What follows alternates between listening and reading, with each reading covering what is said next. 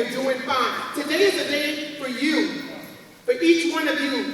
Today is the day to take a chance to look at yourself, no one else but you. I'm going to take a look at me. You're going to take a look at you. Because what we will do today is self-examine. And I'm hoping that today will allow them to know that there are many across the nation that are just like them and they have success stories. They need a relationship with somebody that's successful. They need a relationship with people who experience success through education, because the relationships that they have in some of the neighborhoods that they grow up in is the opposite. They're having these relationships with these guys that are on the corner doing nothing. They're having these relationships with these people that are on drugs. All these relationships they have in place as opposed to the relationships that they should have with the teachers that are here, the principals that are here. Regardless of where they've been or who they are or how successful or not successful they've been in the past, we do accept them. We do believe in them. I think the next step is convincing them that we want what's best for them. And so our message to teachers first is build that relationship, engage young people, look at education through their lens and not just through yours, because you're already there. But how do I get you? And from a young person perspective, take advantage of this opportunity called education, because it's the great equalizer. Regardless of your socioeconomic situation, environment, the great equalizer, education allows you to pull all that toxic stuff.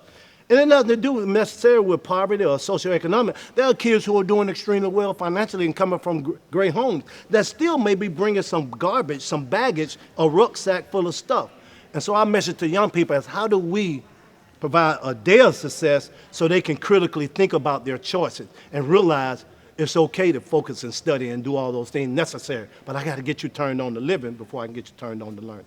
And so I'm hoping today that they see that every faculty member, staff, the ones they treat horribly with disrespect, that they cannot stand because I have guidelines, I have rules, and I'm going to run the school. I hope that they'll see it's all out of love. It's all out of love. Love for you as a human being, as a young person that I once was. And I'll share that I'm a former dropout, expelled from, I went to an alternative school, a school like Clark Academy.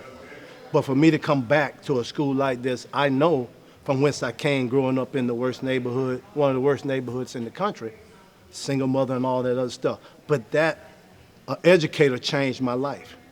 2 years in the streets, drugs, alcohol, all the other things, but realizing that somebody called an educator set me on a trajectory at 16 years old to allow me to go on to college and graduate. We had an interaction that was almost life-changing for us.